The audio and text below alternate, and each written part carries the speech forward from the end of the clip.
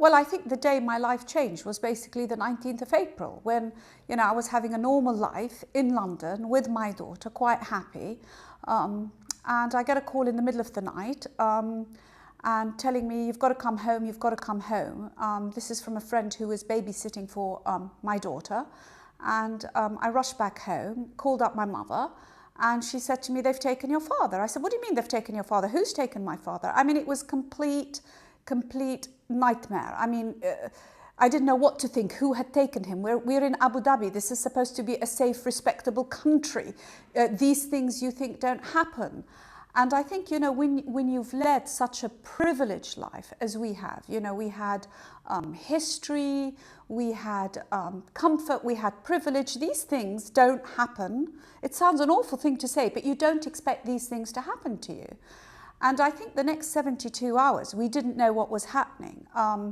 My father till now doesn't really talk about it. I mean, and if he talks about it, he comes from a generation which is, he by nature is very dignified. And all we kept on hearing was orders from above, orders from above. Who is orders from above? It's obviously, the rulers of Abu Dhabi. Eventually, 72 hours after he was originally taken, and he wasn't allowed any access to lawyers, we had to beg actually for him to have his medication because he's a diabetic, insulin dependent. And then he disappeared. He completely disappeared. My mother and my brother went to every police station, every ministry, called up every sheikh, every sheikha, everybody.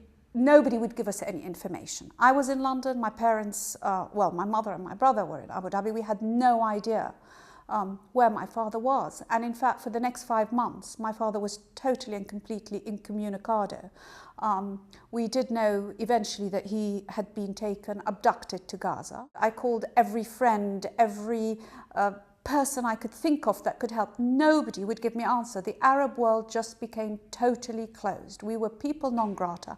And the message was very, very clear. Keep quiet, shut up, everything will be okay. And it's horrific when this happens to you and you don't know why it's happening.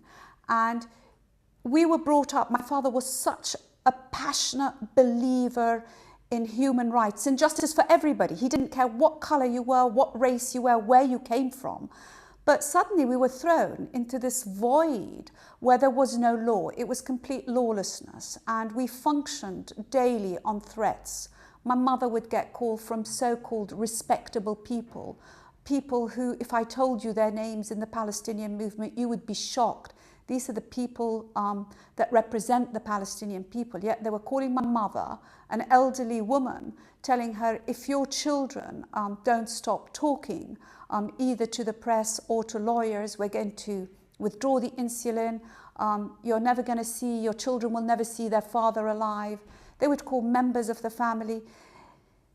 It was horrific at every level. And what was worse is we didn't know. We just didn't know what was going on. Several years on, people say, well, you're here, you're in England, you've got your parents, you've got your daughter, you've got your family. Why can't you just drop it? And it isn't just about our family.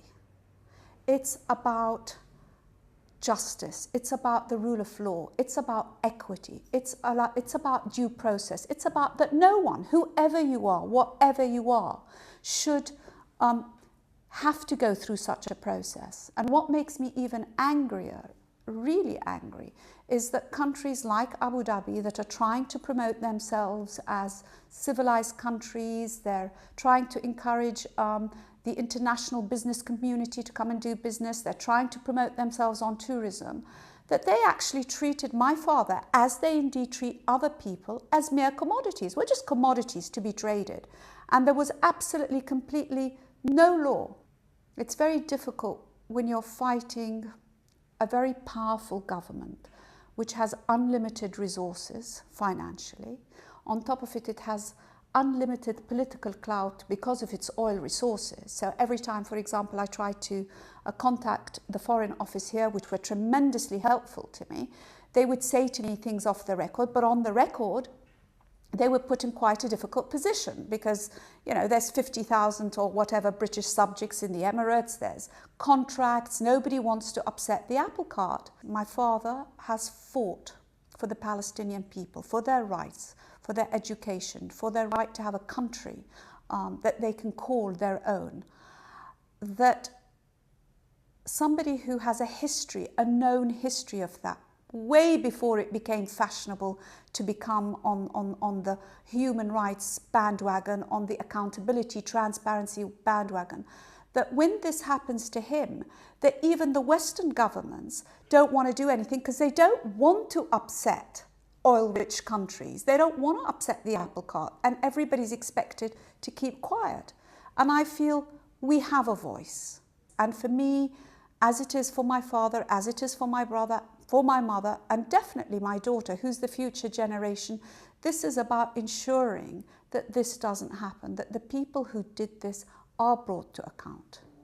Throughout this, all we have ever asked Abu Dhabi, Yasser Arafat, and subsequently Abu Mazen, is give us a public apology that what you did was wrong and that it will never happen again.